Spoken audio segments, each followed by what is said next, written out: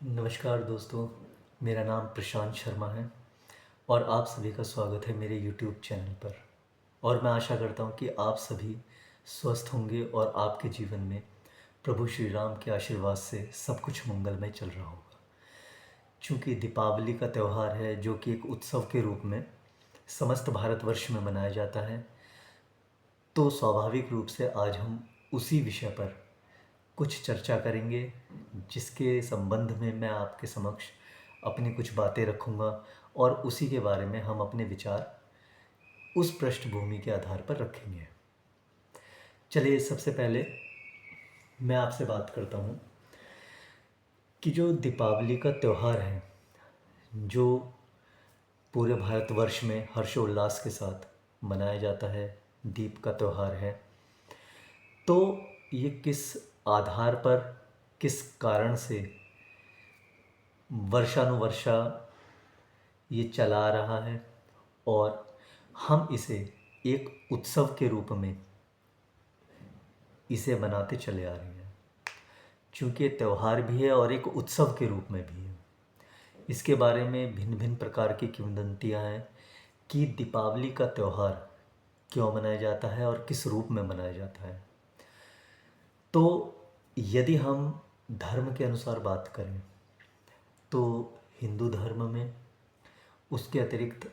अन्य दूसरे धर्मों के अनुसार इसकी अलग अलग परिभाषा है कि किस रूप में और क्यों दीपावली का त्यौहार मनाया जाता है। अब यदि हम हिंदू धर्म की बात करें तो हिंदू धर्म के अनुसार त्रेता युग में भगवान श्री राम के 14 वर्ष के वनवास के बाद जब वे अपनी पत्नी सीता जी को और अपने भाई लक्ष्मण के साथ लंका के राजा रावण पर विजय प्राप्त कर अयोध्या वापस लौटे थे, तो उनका स्वागत जो किया गया था वो समस्त अयोध्या में दीप जलाकर किया गया था, जो कि अपने आप में एक प्रकाश का पर्व है, हर्षोल्लास का पर्व है। यदि हम इसी चीज़ को दूसरे रूप में देखें तो ये भी एक किंवदंती है, ये भी एक बात कही जाती है जो हमारे पुराणों में या हमारे धर्म में पहले से चली आ रही है कि समुद्र मंथन से माता लक्ष्मी का अवतार हुआ था, उनका अवतरण हुआ था। तो उनके अवतरण होने के कारण भी दीपावली का त्यौहार मनाया जाता है। इसी तरह यदि हम अन्य धर्म की बात करें तो जैन धर्म के अनुसार इसमें ये कहा जाता है कि भगवान श्री महावीर जी के निर्वाण से दीपावली का त्यौहार जुड़ा हुआ है। यानी कि भिन्न भिन्न धर्मों में अपनी अपनी आस्था के अनुसार जो जो आस्था थी या जो उनकी प्रथा थी, कस्टम थे, उसके अनुसार इस दीपावली के त्यौहार के रूप को जोड़कर इसे मनाया जाता है। लेकिन यदि हम इस दीपावली के त्यौहार के मूल में जाएं, बेसिक कॉन्सेप्ट पर जाएं कि आखिर बेस क्या है, क्यों इस त्यौहार को मनाया जाता है, तो इसके मूल में यदि हम जाते हैं तो हमें जो चीज़ें पता चलती है वो ये हैं, मेरे अनुसार जो मुझे लगता है, बाकी जो आप सभी को सही लगे, लेकिन मुझे ये लगता है कि इसके मूल में यदि हम जाएंगे तो दीपावली की जो परिभाषा निकल कर आएगी, जो बेस निकल कर आएगा, बेसिक, वो ये रहेगा कि ये प्रकाश के रूप में, ज्ञान के रूप में और अच्छाई की जीत की अवधारणा के रूप में हम इस त्यौहार को मनाते हैं। जो बेस इस त्यौहार को मनाने का है। अब यदि हम आगे चलें और इसके विषय में और बात करें तो ये तो मैं बता ही चुका हूँ कि त्रेता युग में भगवान श्री राम के द्वारा 14 वर्ष के वनवास के बाद अपनी पत्नी सीता और लक्ष्मण जी के साथ लंका के राजा रावण पर विजय प्राप्त करने के बाद अयोध्या लौटने पर उनके स्वागत के रूप में दीप जलाकर इस रूप में ये चीज़ मनाई गई थी, जिसे हम वर्षों से उसी परंपरा को निभाते हुए आ रहे हैं। और ये हमारी कहीं ना कहीं एक कस्टम, प्रथा हमारी सभ्यता और हमारे धर्म की जो एक छाप है, एक पहचान है, उससे जुड़ी हुई है, जिसे हम फॉलो करते हुए आ रहे हैं। अब यदि इसके दूसरे रूप से देखा जाए कि आखिर क्यों दीपावली का त्यौहार मनाया जाता है या क्यों जाना चाहिए, और इससे जो एक बेसिक मैसेज या एक सोशल मैसेज समाज को जाता है, तो वो क्या जाता है और क्या होना चाहिए भविष्य में। तो मेरे अनुसार यदि बात करी जाए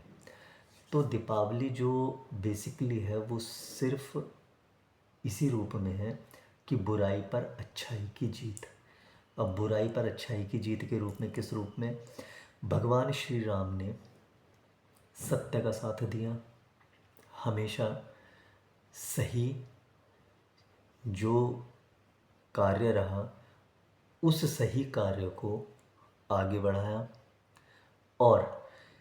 अच्छाई के रूप में, समाज को अच्छाई देने के रूप में हर उस कार्य से जुड़े रहे जो अच्छाई समाज को दी गई। उधर दूसरे रूप में यदि रावण को देखा जाए तो ये नहीं कह सकते कि वे सारी ही बुराइयां थी या गुण नहीं थे, लेकिन उनके अंदर जो बुराइयां थी, केवल उन बुराइयों का विनाश करने के लिए प्रभु श्री राम ने वो युद्ध किया था। और वो रावण को मारने के लिए नहीं, रावण के भीतर की बुराइयों को मारने के लिए युद्ध किया गया था। उन कुरीतियों को जड़ से ख़त्म करने के लिए किया गया था जिनसे बुराई का जन्म हो रहा था। तो मेरे अनुसार यदि देखा जाए या कहा जाए इसकी परिभाषा, तो वो यही निकल कर आती है कि कुरीतियों पर, बुराइयों पर विजय प्राप्त करके, उनका अंत करके भगवान श्री राम ने अच्छाई का एक मैसेज दिया था कि बुराई चाहे कितनी भी बड़ी क्यों ना हो, लेकिन अंत में जीत अच्छाई की ही होती है, अंत में जीत सत्य की ही होती है। तो मेरे अनुसार यदि इस चीज़ को देखा जाए, जो मैं आप सभी के समक्ष रखना चाहता हूँ, तो दीपावली के त्यौहार को एक उत्सव के रूप में मनाने के, जो हम इसे मनाते चले आ रहे हैं, तो इसका जो मेन बेसिक कारण है या जो इसका एक मूल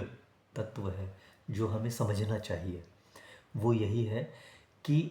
बुराइयों पर, कुरीतियों पर या द्वेष भावना जो है या नफ़रत जो भी हमारे भीतर है, हमें उनसे लड़ना है, और उनसे लड़कर इन सभी कुरीतियों को, बुराइयों को, द्वेष भावना को, नफ़रत को ख़त्म करके अपने अंदर अच्छाइयों का समावेश करना है, प्रेम का समावेश करना है, अपने अंदर अच्छे गुणों का समावेश करना है, और अपने अंदर ज्ञान के प्रकाश को उत्पन्न करना है। तो ये सारी चीज़ें जब हम अपने अंदर कर लेंगे और बुराइयों का विनाश कर देंगे, तो सही रूप में और वास्तविकता में यही दीपावली के त्यौहार को मनाने का सही अर्थ है, जहाँ हम अपने ही भीतर की बुराइयों को ख़त्म करके अच्छाई का रास्ता अपनाएंगे, उन्नति का रास्ता अपनाएंगे, समाज को उत्थान की तरफ ले जाएंगे, अपने अंदर गुणों का विकास करेंगे, अपने अंदर ज्ञान अर्जित करेंगे और उस ज्ञान के प्रकाश से समाज को प्रज्वलित करेंगे। तो यही दीपावली का मूल तत्व है। इसी के साथ मैं अपनी वाणी को विराम देता हूँ और आशा करता हूँ कि आप सभी को मेरा ये तथ्य, मेरे ये विचार पसंद आए होंगे। यदि पसंद आए तो अपना प्यार, अपना भरोसा और अपना विश्वास सदा मेरे पर बनाए रखना। धन्यवाद।